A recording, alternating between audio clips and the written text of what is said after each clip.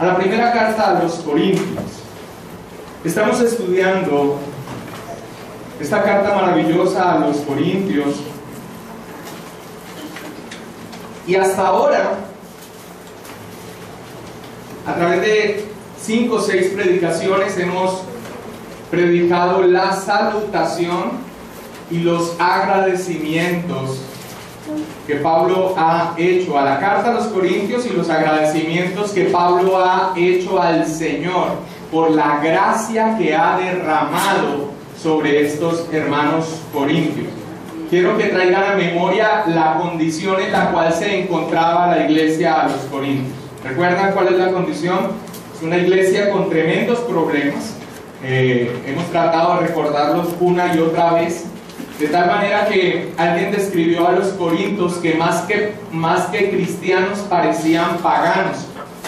Pero quiero que nosotros tengamos en memoria todo lo que nos ha llevado 3 predicaciones exclusivamente sobre los agradecimientos que Pablo da a Dios por la gracia que ha tenido con los corintios al derramar su salvación sobre ellos. Siempre vamos a tener presente esto. Ahora que entramos a toda la parte exhortativa, a toda la parte en donde el apóstol Pablo entra a corregir los errores de la carta, no perdamos de memoria, no perdamos de nuestra mente toda la maravillosa doctrina de la gracia que ha derramado el Señor, esa doctrina de la gracia que el apóstol Pablo ha mencionado con un propósito. Y el propósito lo hemos dado. Antes de comenzar el mensaje es importante tener esto presente. El propósito de Pablo de dirigir una carta correctiva a los corintios, pero haberla comenzado con la maravillosa doctrina de la gracia de Dios, es el siguiente: que Pablo tiene total convicción, tiene todo el testimonio de que esos hermanos corintios, a pesar de todos sus errores, son creyentes. Pablo no va a perder su tiempo dando una carta exhortativa y de corrección a personas que están muertas espiritualmente. Si ese fuera el caso, ¿qué debía darle primero? El Evangelio. Debería predicarle el Evangelio para salvación. Y una vez que Dios soberanamente hubiese dado la gracia de la salvación, entrar a corregir. Pero en este caso, no perdamos de nuestra mente que Pablo se dirige a una congregación, a una iglesia de nacidos de nuevo, y esa es la razón por la que ha tenido sus agradecimientos a Dios con la doctrina de la gracia. Porque tan solo porque Él sabe que esas personas son creyentes es que entra a corregirlas. Si no, no entraba a corregirlas. Sería como poner un pañito de agua tibia sobre un cáncer. Muchas veces cuando las personas vienen a la congregación por primera vez, o incluso que llaman para una consejería, la consejería se va en predicarles el Evangelio para salvación. Muchas personas entran en medio de la consejería, muchos siervos de Dios, a tratar de corregir los problemas que presenta la persona.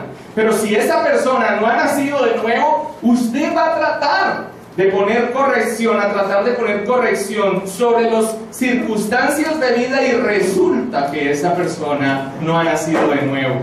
Hermanos, y si no ha nacido de nuevo, tan solo será un tratar de que sean lo que no son, un tratar de que sean lo que no son. Así que esta iglesia en particular, Pablo, en todo el desarrollo que hemos venido dando en los primeros 9 versículos, ha dejado claro que la gracia de Dios se ha derramado sobre ellos, a pesar de la condición en la que se encuentran ellos. Muy bien, entonces leamos del versículo 10 al versículo 17 La siguiente porción que vamos a escuchar, aquí ya Pablo va a entrar a la parte correctiva. De estos 7 versículos que vamos a leer, solamente nos vamos a ocupar en este domingo del primer versículo. Pero es importante que lo leamos todo para que nosotros sepamos el contexto de la unidad que vamos a estar desarrollando. ¿Estamos todos allí? Muy bien, dice el apóstol Pablo: os ruego pues, hermanos, le está hablando a los corintios, os ruego pues, hermanos, por el nombre de nuestro Señor Jesucristo, que habléis todos una misma cosa, y que no haya entre vosotros divisiones, sino que estéis perfectamente unidos en una misma mente y en un mismo parecer. Porque he sido informado acerca de vosotros, hermanos míos, por los de Chloe, que hay entre vosotros contiendas. Quiero decir que cada uno de vosotros dice: yo soy de Pablo, y yo de Apolos, y yo de Cefas, y yo de Cristo. ¿Acaso está dividido Cristo? ¿Fue crucificado Pablo por vosotros? ¿O fuisteis bautizados en el nombre de Pablo? Doy gracias a Dios de que a ninguno de vosotros he bautizado, sino a Crispo y a Gallo, para que ninguno diga que fuisteis bautizados en mi nombre. También bauticé a la familia de Estéfanos. De los demás no sé si he bautizado a algún otro.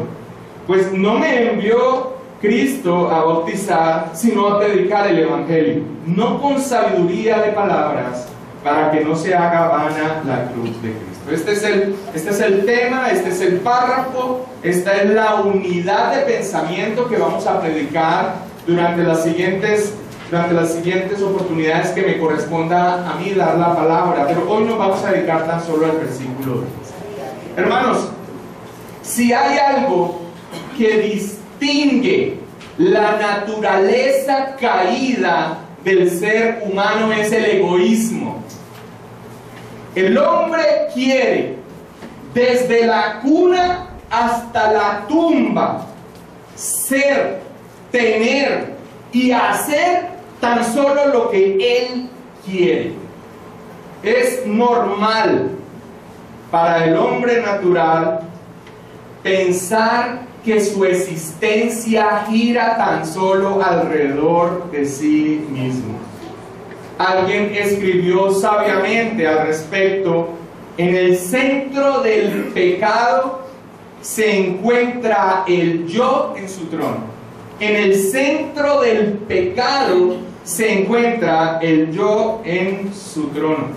Y aunque esa vida egocéntrica de por sí ya es dañina para la persona, cuando se encuentran dos personas empeñadas en mantener y defender esa vida que gira en torno a sí mismas, pues hermanos, allí saltan chispas. Imagínense, dos personas que tienen como norma de vida a sí mismos, que son egoístas por naturaleza, que para ellos la existencia gira alrededor de sí mismos.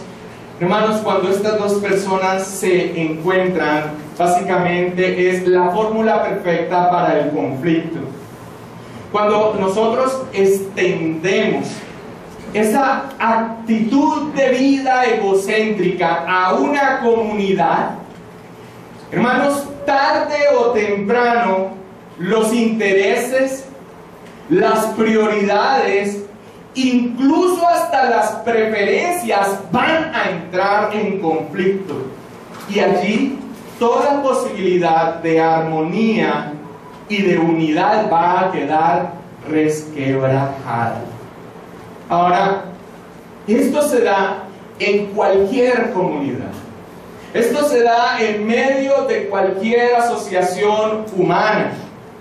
Lamentablemente, en la misma iglesia de Cristo, esta situación se presenta. La iglesia de Cristo no está exenta de este tipo de situaciones que estallan a causa de vidas que se centran en sí mismas.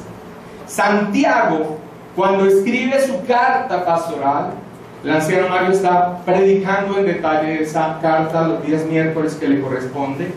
Santiago puede decir en su carta pastoral lo siguiente, hablando de este tema, de las vidas que se centran en sí mismo y lo que pasa cuando se encuentran dos personas o una comunidad con esas características. Vamos a Santiago 4:1 sin perder el texto de estudio. Sí, hermanos, lamentablemente la iglesia de Cristo no está exenta, no está libre de este tipo de situaciones que estallan a causa de que las personas giran alrededor de sí mismas, viven sus vidas centradas en sí mismas. Mira lo que dice Santiago cuando escribe su carta pastoral. Dice: ¿de dónde vienen las guerras y los pleitos entre vosotros? Y hace una pregunta retórica. ¿No es de vuestras pasiones las cuales combaten en vuestros miembros? Hermanos, Palabra de Dios para Todos hace una traducción que nos permite entender un poco más, que es un poco más puntual en este versículo. Quiero que me presten atención. Traduce así: ¿de dónde vienen todos los conflictos y peleas que hay entre ustedes? Ahora, quiero que tenga presente que Santiago escribe una carta pastoral, o sea, ¿a quién va dirigida? Va dirigida a una comunidad cristiana. Y les dice: ¿de dónde vienen todos los conflictos y peleas que hay entre ustedes? Y responde: vienen de ustedes mismos, de sus deseos egoístas, que siempre están librando una guerra en su interior. Hermanos, alguien podría preguntarse: ¿cómo puede suceder esto en medio de creyentes?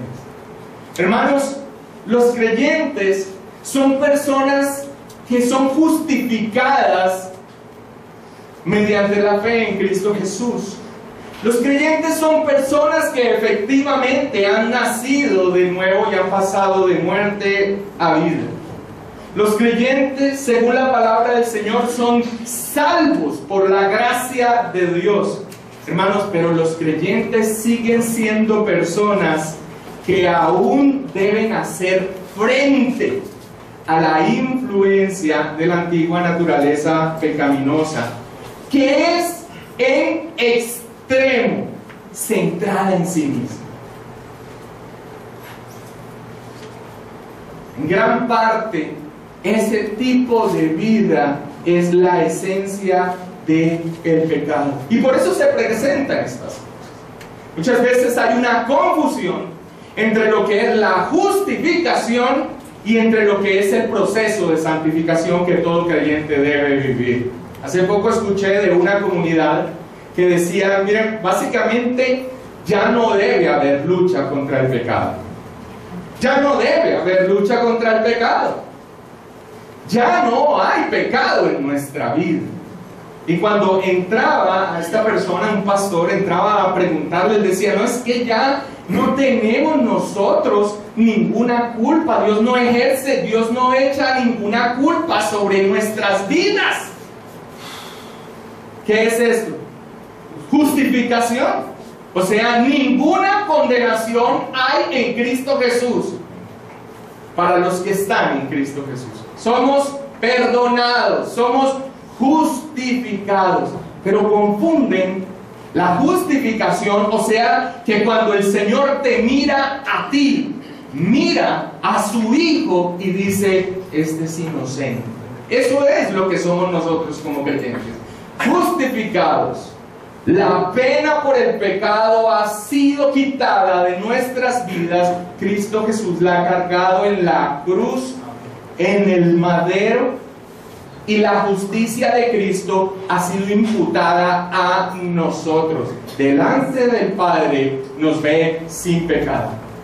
Pero confundir la justificación con la santificación es un error graso. Porque la santificación dice que aunque estamos en una condición de libres, de la culpa, del pecado, desde el momento en que nacemos hasta el momento que vamos a la presencia del Señor, si es que Él no vuelve antes, nosotros tendremos que enfrentar la influencia del pecado en nuestras vidas. Pablo mismo dice, hombre, yo queriendo hacer lo bueno, finalmente termino viendo que hago lo que no es. Y yo deseando agradar al Señor, finalmente veo esta ley en mis miembros, que termino haciendo lo que no es. Ahora, él no se queda tan solo en esta situación, sino que dice, más gracias doy a Dios en Cristo Jesús. O sea, gracias a Cristo Jesús, nosotros no solamente somos justificados, sino que Él nos da una vida espiritual. Y la vida de santidad nuestra es la siguiente: a medida que vamos creciendo en Cristo Jesús, la influencia del pecado ya no es tan grande como recién en nuestra vida en Cristo. Si eso no está sucediendo en tu vida, hay algo. Hay algo. Así que, sí, esta situación se presenta en medio de la comunidad, porque la comunidad sigue, las personas de esa comunidad siguen haciéndole frente a las situaciones y a las influencias del pecado en sus vidas. Ahora, volviendo al tema, al texto, entre los muchos defectos y pecados de la iglesia de Corinto, el apóstol Pablo escogió para tratar en primer lugar el problema de las rivalidades que estaban siendo generadas por vidas inclinadas al egocentrismo, por vidas egoístas. La rivalidad estaba trayendo al interior de la iglesia de Corinto división. La iglesia de Corinto estaba siendo dividida. Y hermanos, eso es algo que es nefasto para una comunidad que es descrita por la palabra del Señor como un cuerpo. Como un cuerpo. Es como si en la mañana la mano se levantara disgustada con la mente o con una pierna y simplemente no se pusieran de acuerdo para la labor que tienen que hacer. Esto era lo que estaba sucediendo en la iglesia entre tantas cosas, pero Pablo escoge tratar primeramente la división por la circunstancia nefasta que eso trae al interior de la iglesia. Ahora, uno puede percatarse de por qué Pablo, entre todos los problemas de la iglesia de Corinto, escoge tratar primeramente el problema de la división de lo que estaba sucediendo en la iglesia. Uno se puede percatar y lo puede entender de por qué es lo primero que él escoge, tan solo con leer la oración que el Señor Jesús hace por sus discípulos en lo que conocemos con la oración, como la oración sacerdotal. Vayamos a Hechos 17, 21 al 22. Porque Pablo pudo haber escogido de pronto otro tipo de situación pecaminosa como que se estaba presentando. Uno tal vez diría, bueno, no, es más grave la inmoralidad que se estaba presentando. Debió haber entrado por la inmoralidad, o debió haber empezado por otro lado, pero no, él empezó por el problema de las rivalidades que estaban creando división. Hechos 17, 21 y 22. Y con solamente leer estas palabras que están en medio de la oración que Cristo hace a su Padre con respecto a nosotros, a sus discípulos, podemos entender por qué Pablo escogió tratar primero las divisiones. Juan 17, 21 y 22. Juan, yo me equivoqué, discúlpeme. Juan, capítulo 17, versículo 21 y 22. Esta es la oración sacerdotal. Juan 17, 21 al 22. ¿Estamos allí? Muy bien, mira lo que dice. Está el Señor orando. Para que todos sean uno. Está orando por los discípulos. Dice, para que todos sean uno, como tú, oh Padre, en mí y yo en ti, que también ellos sean uno en nosotros. ¿Para qué? Para que el mundo crea que tú me enviaste. La gloria que me diste yo les he dado, para que sean uno, así como nosotros somos uno. La unidad.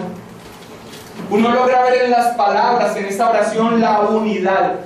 Y la unidad en un sentido muy importante en cuanto a la labor de la iglesia. Dice, que sean uno para que el mundo crea que tú me enviaste. Hermanos, la credibilidad del ministerio cristiano necesita la unidad.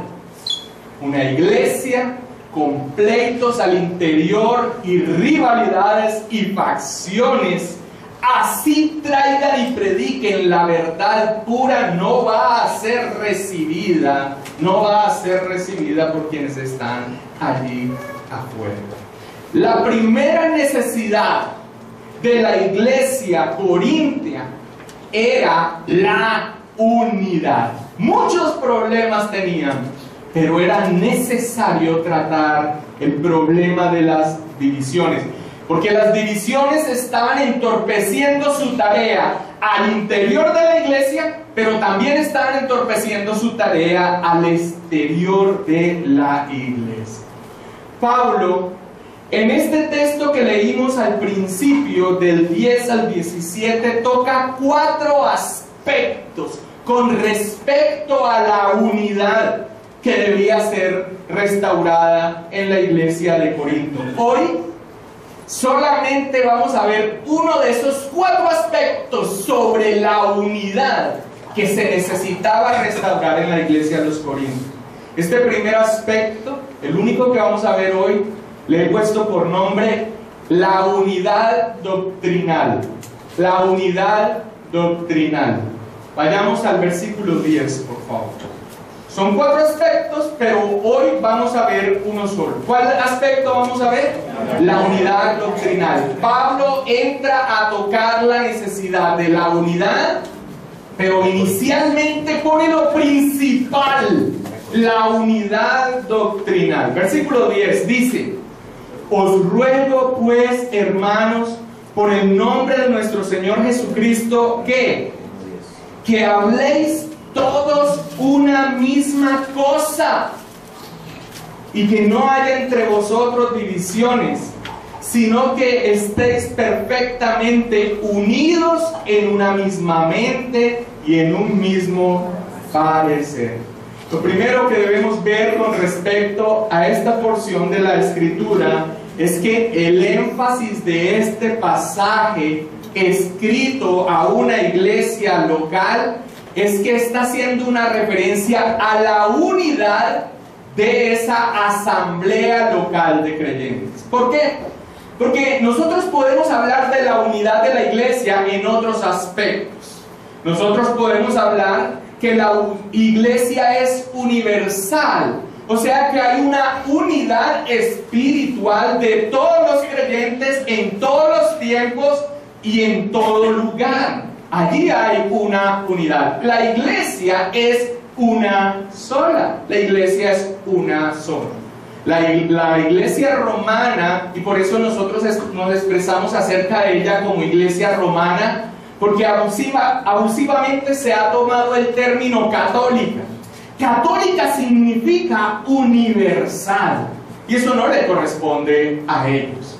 La iglesia es universal. Todos los creyentes de todos los tiempos, en todas las partes, tienen esa unidad en Cristo Jesús. Pero de eso no es lo que está hablando el apóstol Pablo. Pablo aquí está hablando de la unidad que se necesita, de la unidad que debiera haber en esa congregación local. Pablo le dice lo siguiente: que habléis todos una misma cosa. Si nosotros tradujéramos literalmente, esa expresión sería así: todos hablen lo mismo. Todos hablen lo mismo. Ahora la pregunta que nos queda es: ¿en qué sentido? Todos hablen lo mismo, ¿en qué sentido? Ahora, obviamente no se refiere a que todas las personas deban tener las mismas expresiones. O sea, no se está refiriendo a una uniformidad en las expresiones. Cuando nosotros vemos la creación, vemos que el Señor se plació darle diversidad a todos. Todos somos tan distintos aquí, ¿cierto? Entonces, cuando habla, todos hablen uno, no está hablando de la unidad o de la uniformidad de las expresiones, cosa que pasa en algunas congregaciones. No entiendo yo el por qué. Por ejemplo, fácilmente cuando usted escucha orar a una persona que dice aquí: en esta hora y por el nombre de Jesús yo te estoy pidiendo que en esta hora yo ato, obligo, reprendo y fuera. ¿Quiénes oran así? No una iglesia en particular, la iglesia del pastor Oscar Gerardo Mina. Entonces uno, amor y fe. Ahora, ¿por qué la gente empieza a hablar en la misma jerigón? Eso no tiene sentido. Somos distintos, nos expresamos de manera distinta. Cuando el apóstol Pablo dice aquí hablen todos una misma cosa, no está hablando de uniformidad de expresiones. Le está escribiendo a una iglesia que tiene divisiones, en donde se han armado facciones alrededor de figuras prominentes de la fe.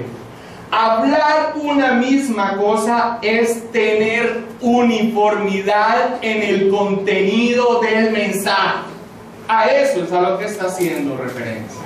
No que todos hablen como el pastor de turno, no que todos utilicen las mismas expresiones que a veces se da, sino que cuando dice hablen todos una misma cosa, está hablando de la uniformidad en el contenido del mensaje.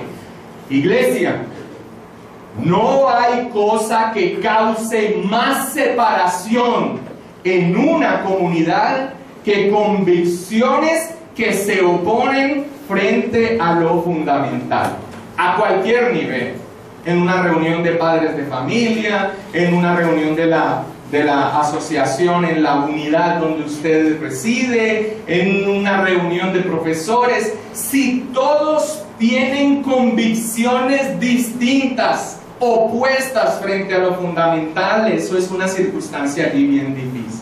Ahora, con respecto a la iglesia local, las divisiones más serias se presentan cuando llegan divisiones serias a la iglesia. Por lo general, esas divisiones más serias son las que involucran el mensaje, la doctrina.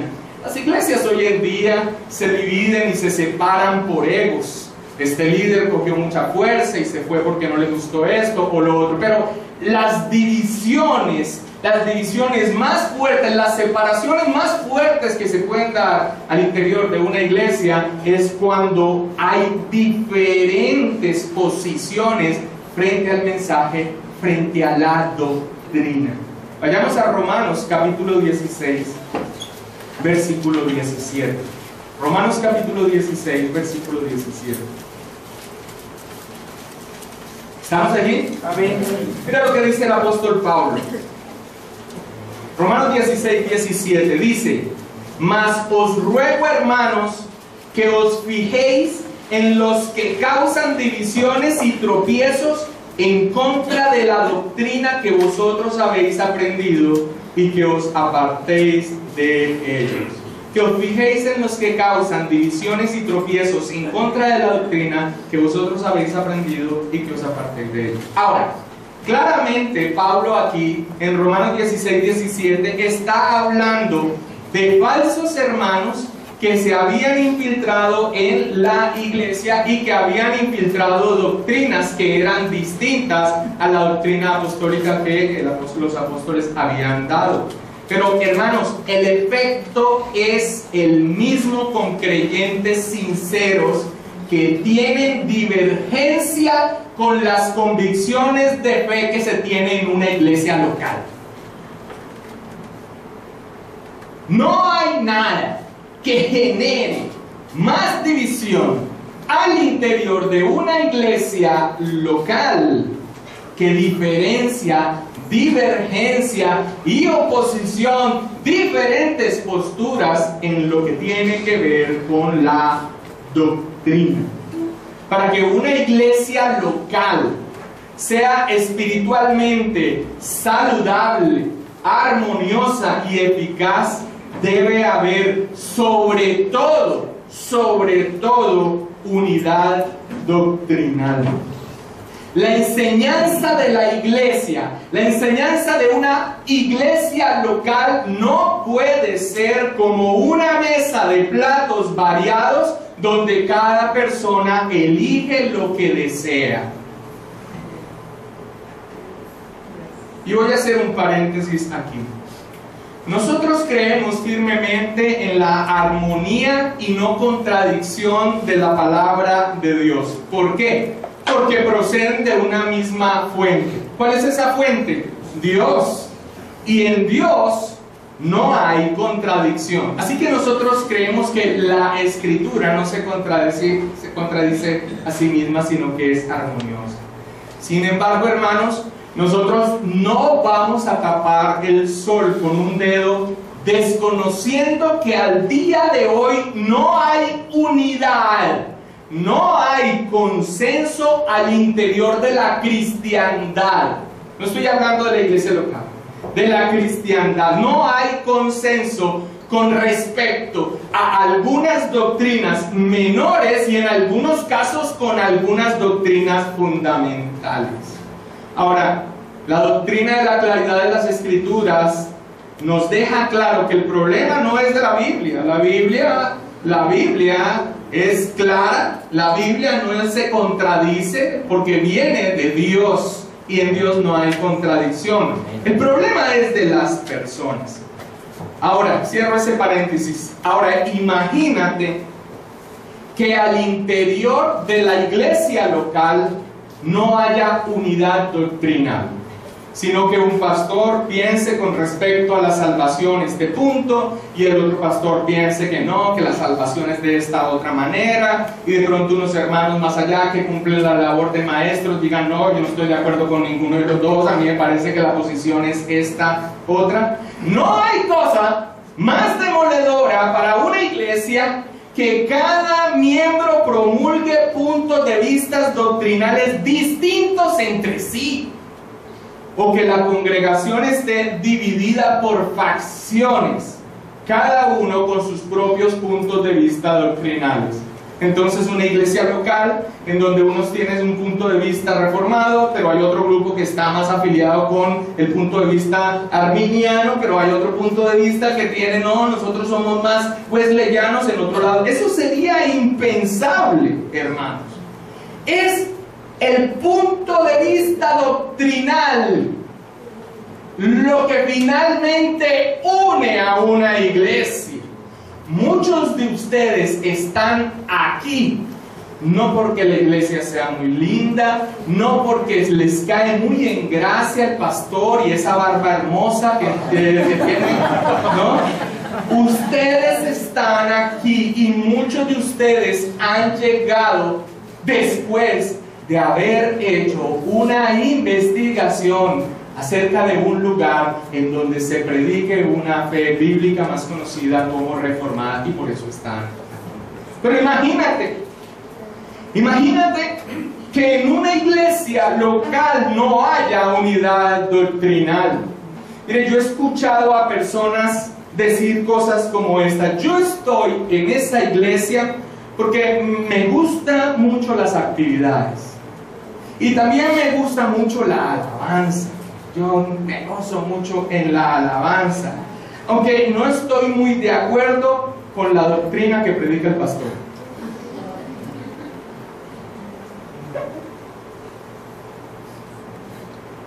Hay una expresión en el libro de Amós que Dios mismo hace en un contexto distinto al tema que estamos tratando, pero es una pregunta retórica que nos cae como anillo al dedo en medio de esta situación de una iglesia local que no tiene unidad doctrinal.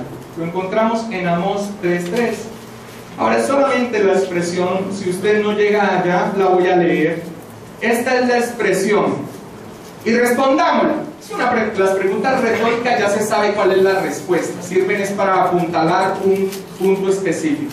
La pregunta es la siguiente. Amados, escuchen. ¿Andarán dos juntos si no estuvieren de acuerdo? ¿Andarán dos juntos si no estuvieren de acuerdo? La respuesta es no.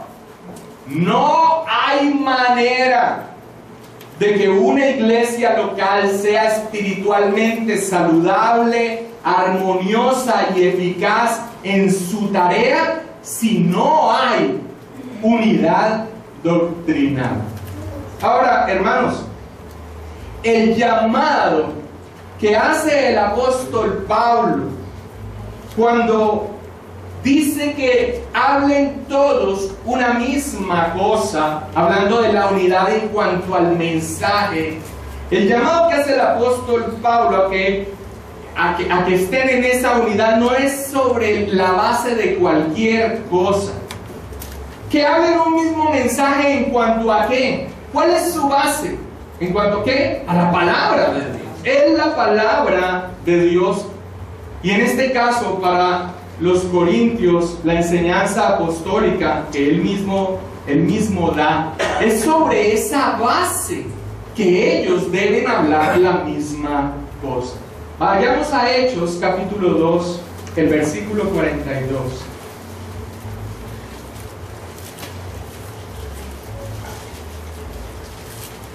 Hechos capítulo 2, el versículo 42.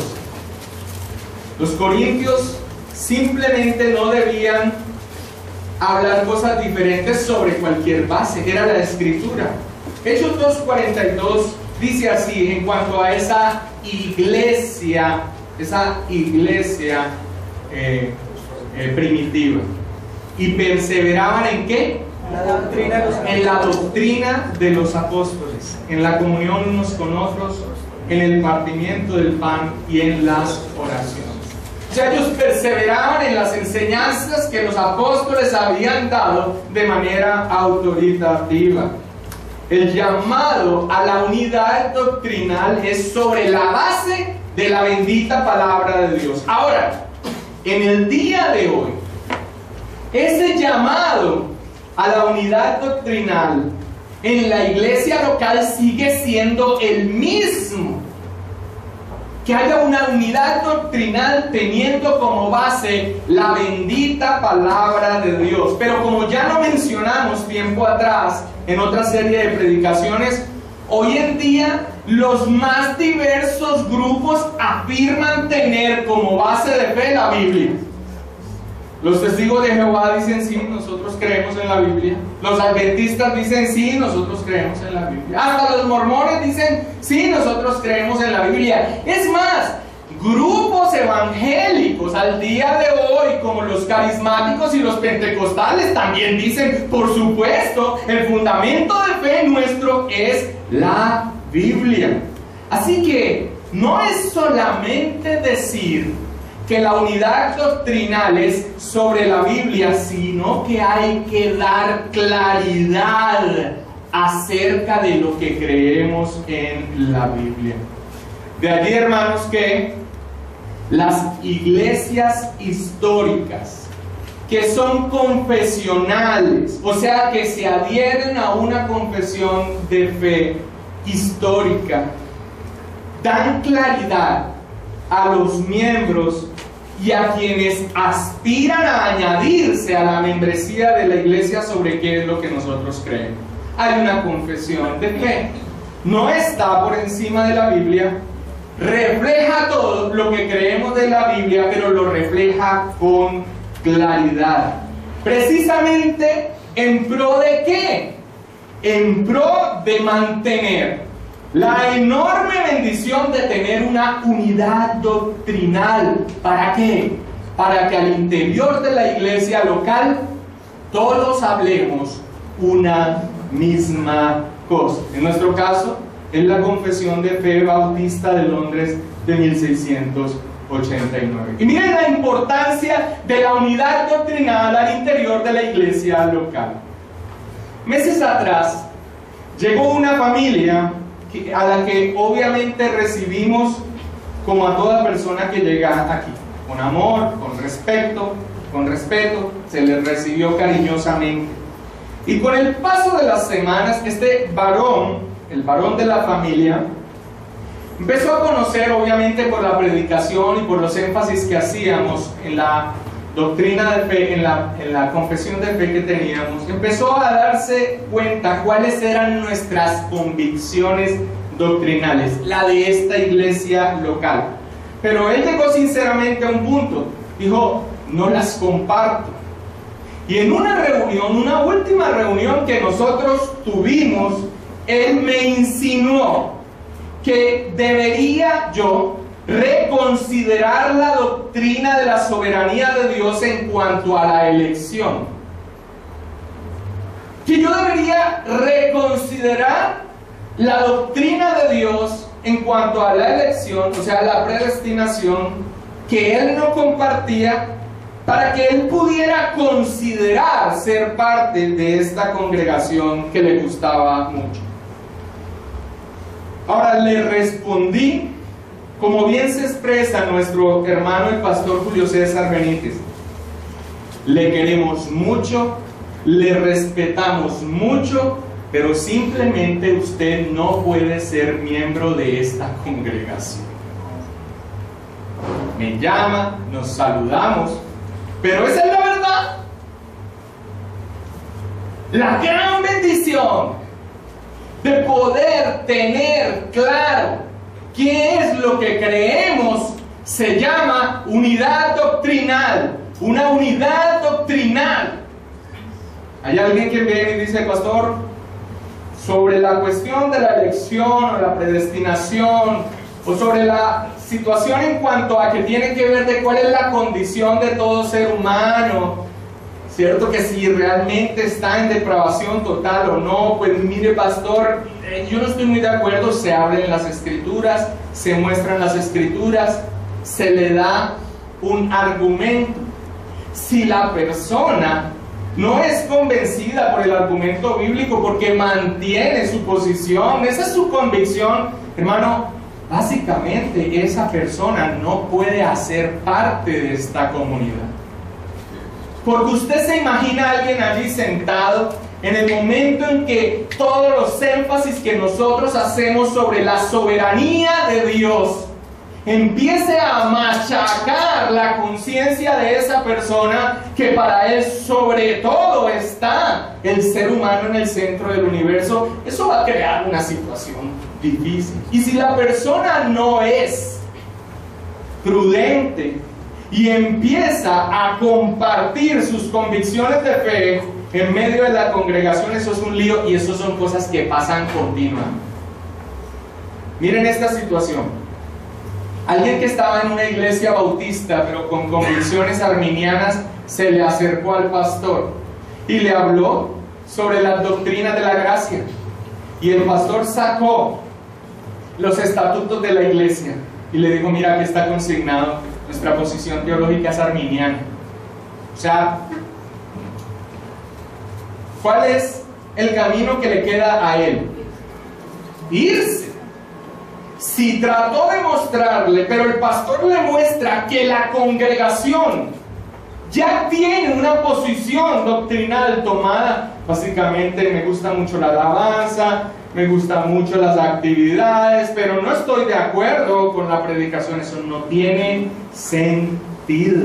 Hermanos, ahora, que esta sea la respuesta a una persona que no comparte las convicciones que aquí tenemos puede sonar muy duro, puede sonar poco diplomático y puede sonar hasta excluyente, pero responderé yo como el libro de Amós: andarán dos juntos si no estuvieren de acuerdo. La unidad doctrinal la unidad doctrinal al interior de la iglesia local es fundamental. Que hablen todos una misma cosa. Hermanos, nosotros no vamos a negar, no vamos a cometer ese error de negar o de dudar de la conversión de personas que tengan una posición doctrinal distinta a la de nosotros. No vamos a caer en ese error. Pero yo sé que usted ha vivido esta situación. Usted se sienta a hablar con un hermano que profesa que de pronto su línea es carismático o pentecostal, y usted empieza a hablar con él, pero usted a los 15 minutos dice: me queda más fácil hablar con un no converso que con esta persona. Nada más yo le voy a hacer una invitación. Hermano, esa situación que está pasando usted allí requiere que usted pacte con Dios. Pacte con Dios. Pacte con Dios, porque Dios se mueve ante la fe que usted tiene. Básicamente ese problema que usted está teniendo allí puede ser porque usted tiene algún pecado oculto. Revísese porque esa enfermedad lo más probable es que sea espiritual por un pecado oculto que usted tiene y usted ya quiere salir corriendo. Que hable todos una misma cosa. ¿A quién le está hablando? A la iglesia local. Sería maravilloso que la iglesia, universalmente hablando, pudiera aplicar este mensaje. Pero hermanos, no vamos a tapar el sol con un dedo y decir: ¿y eso por qué no pasa? El problema no es de las escrituras, el problema es del ser humano, su pecaminosidad, su incomprensión, la falta de estudio, o cuando se allega a las escrituras con ideas ya preconcebidas y que no está dispuesta a quitar. Hermanos, dice la escritura que no se puede caminar juntos si no se está de acuerdo. Esta comunidad camina unida, no porque aquí haya aire acondicionado, no porque esté en Capri.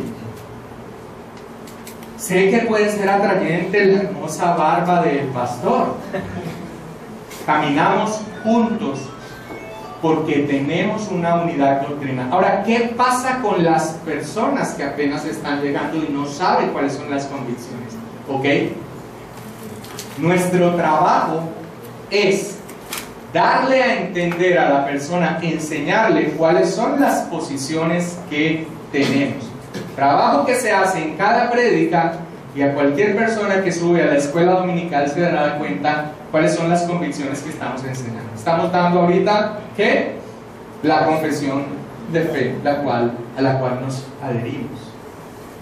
Para que la persona evalúe si esta es su congregación, que podamos andar juntos, y si no es así, pues te queremos mucho, hermano. Dios permita que encuentres una congregación con la que te identifiques. Versículo 10, una vez más, dice: os ruego pues, hermanos, por el nombre de nuestro Señor Jesucristo, que habléis todos una misma cosa.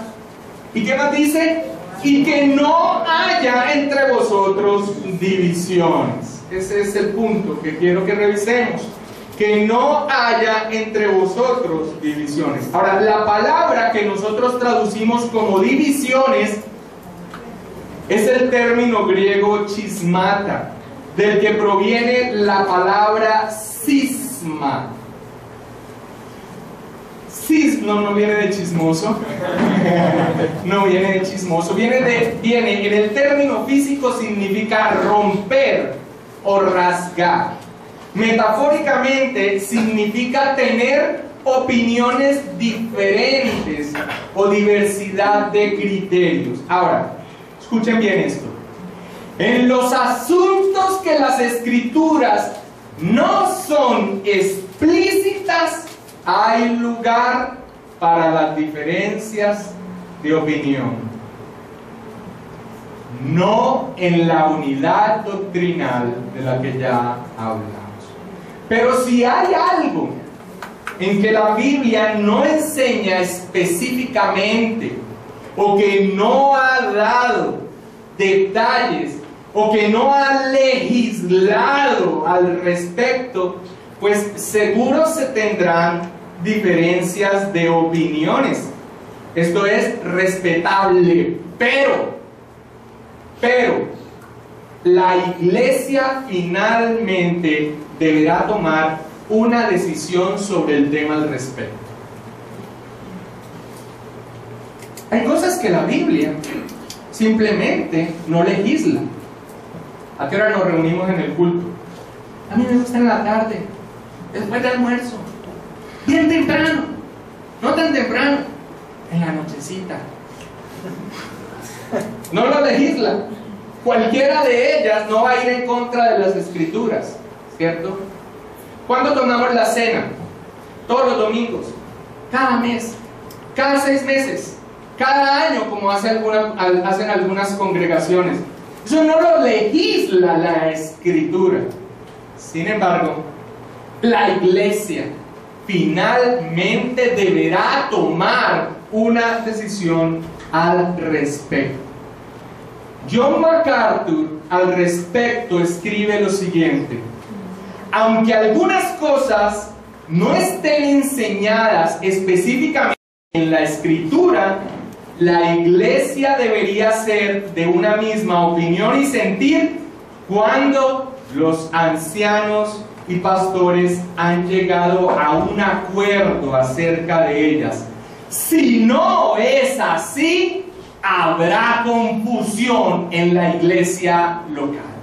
Habrá confusión en la iglesia local. Hermanos, y esto es muy importante.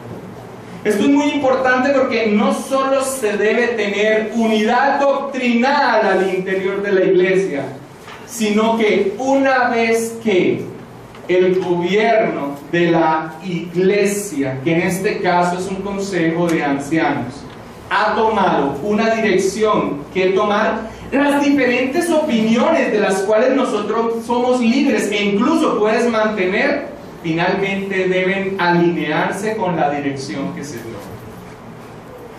Ahora, esto es impensable, es digno de resistencia, no es viable para personas como las que hablamos en la introducción de esta enseñanza.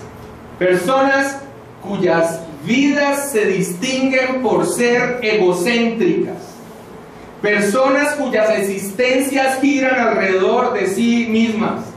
Personas que están dispuestas a defender a toda costa ese estilo de vida donde yo soy el centro del universo. Personas que tienen como ley de vida: yo me mando. Hermanos, el ego no puede tener lugar al interior de la iglesia. Que haya un gobierno en la iglesia tampoco significa que las personas puestas en autoridad pueden hacer lo que se les venga en gana, y mucho menos ir en contra de lo que la palabra de Dios les obliga y les legisla. Pero por ejemplo, en el caso de lo que no está legislado, hermanos, hay que tomar una decisión. Hay que tomar una decisión. Muy bien, tal vez tú opines distinto. ¿Te pareciera que debiera ser mejor de esta manera o de esta otra? Eso es plenamente normal.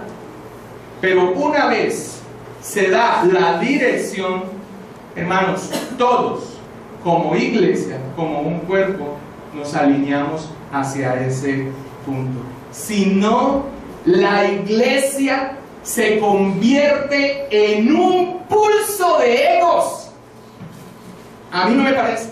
Hermanos, vayamos por favor a 1 Tesalonicenses 5:2. 1 Tesalonicenses capítulo 5, versículo 12. Y aquí es donde muchas veces la iglesia falla. Antes de entrar allí, porque hay cosas que no están legisladas por la Escritura. Cuando digo legisladas, me entiende a qué estoy haciendo referencia, ¿cierto? O sea, no están establecidas, ¿cierto? Pero la iglesia tiene que tomar decisiones. Cuando la iglesia no toma decisiones, las diferentes opiniones y puntos de vista y consideraciones que hay van a hacer que la iglesia se encuentre en medio de una rencilla y la unidad se deteriore. Primera de Tesalonicenses 5:12 al 13 hace un llamado a los hermanos. Os rogamos, ¿estamos allí? Amén. Os rogamos, hermanos, que reconozcáis a los que trabajan entre vosotros y os presiden en el Señor y os amonestan, y que los tengáis en mucha estima y amor por causa de su obra. Tened paz entre vosotros. Tened paz entre vosotros. Yo entiendo que haya una resistencia de las personas frente al testimonio puerco que han dado muchos hombres que se llaman pastores y que se han convertido en reyesuelos, y que el imperio es la iglesia, en donde básicamente su voluntad es ley. Hermanos, eso no debe ser así. Por eso nosotros creemos, conforme a la Escritura, que es la pluralidad de ancianos, varios ancianos, el gobierno que Dios ha establecido en la iglesia local, en la iglesia local. Un solo hombre con tanta autoridad se perdió. Cometemos errores entre nosotros, pero la iglesia debe tener no la autoridad puesta en un solo varón, y mucho menos un varón que tuerce las escrituras, que dice: no toquéis al ungido. No toquéis al ungido se ha convertido para los pastores de hoy, pseudopastores de hoy en día, algo así como: lo que yo haga es ley de Dios. No toquéis al ungido. Pervertiendo, que es la falta de estudio, hermano. Una expresión que hace David con respecto al rey Saúl. ¡Rey! Está haciendo una reverencia al rey. Y los pastores lo aplican con respecto a sí mismos. Eso básicamente es una confesión de que se sienten reyes. No toquéis al ungido. Habla específicamente de que David tenía la determinación de no tocar al rey. Aun cuando Dios lo desechó, dijo: que Dios haga su obra. Yo he sido escogido como rey, pero que Dios haga su obra allí. Eso es un rey, una monarquía. ¿Y saben qué han hecho estos hombres perversos que cuentas le tienen que dar a Dios? No toquéis al ungido es básicamente: aquí se hace lo que yo diga. Hermanos, os rogamos que reconozcáis a los que trabajan entre vosotros y os presiden en el Señor y os amonestan, y que lo tengáis en mucha estima y amor por causa de obra. Tened paz en vosotros. Hebreos capítulo 13, versículo 17, ya vamos cerrando. Hebreos 13, 17. Y este texto es muy importante para esta parte, que ya no tiene que ver con la unidad doctrinal. Aquí lo que tiene que ver es con la unidad de pensamiento, para que no haya divisiones con respecto a temas que no están legislados en la Escritura. Hebreos 13, 17. ¿Estamos allí? Amén. Mira lo que dice: obedeced a vuestros pastores y sujetaos a ellos, porque ellos velan por vuestras almas como quienes han de dar cuenta, para que lo hagan con alegría y no quejándose, porque esto no os es provechoso. Porque esto no os es provechoso. Claramente, los pastores, como todo ser humano, están llenos de errores y cometerán cientos de errores, en la medida en que no vayan, de acuerdo a la Escritura, en contra de la doctrina, y que tampoco tengan una situación de inmoralidad confirmada, comprobada y que sea notoria, hermanos, el trabajo es orar por ellos y unirse mancomunadamente toda la congregación en la dirección que se le da. Un pastor arriando es lo más harto y desgastante de esta vida. Para que lo hagan con alegría y no quejándose, porque esto no os es provechoso. Y mire que ni siquiera habla de ese siervo, sino de ellos, de los hermanos. Para los mismos hermanos no es provechoso que haya una disparidad y que haya una resistencia a lo que la iglesia misma establece. Hermanos, Pablo cierra el texto que estudiamos hoy de la siguiente manera. 1 Corintios 1:10. Vamos a leerlo entero. Dice: os ruego pues, hermanos, por el nombre de nuestro Señor Jesucristo, que habléis todos una misma cosa y que no haya entre vosotros divisiones. Y termina diciendo: sino que estéis ¿cómo? Perfectamente unidos. ¿Cómo más? En una misma mente. ¿Y cómo más? En un mismo parecer. Ahora, esto, alguien diría, esto es imposible. Perfectamente unidos, en una misma mente y en un mismo parecer, eso no es viable. Hermanos, tendríamos que decir que tampoco es viable: sed santos como vuestro Padre que está en los cielos es santo.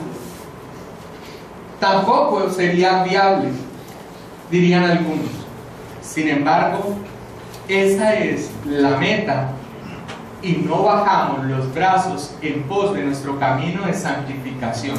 Ahora, alguien diría: esto aquí es imposible. Hermanos, iglesia, no bajemos los brazos para que esta expresión cada vez sea un reflejo en esta iglesia bautista reformada de Sion Jesús. Perfectamente unidos, en una misma mente y en un mismo parecer.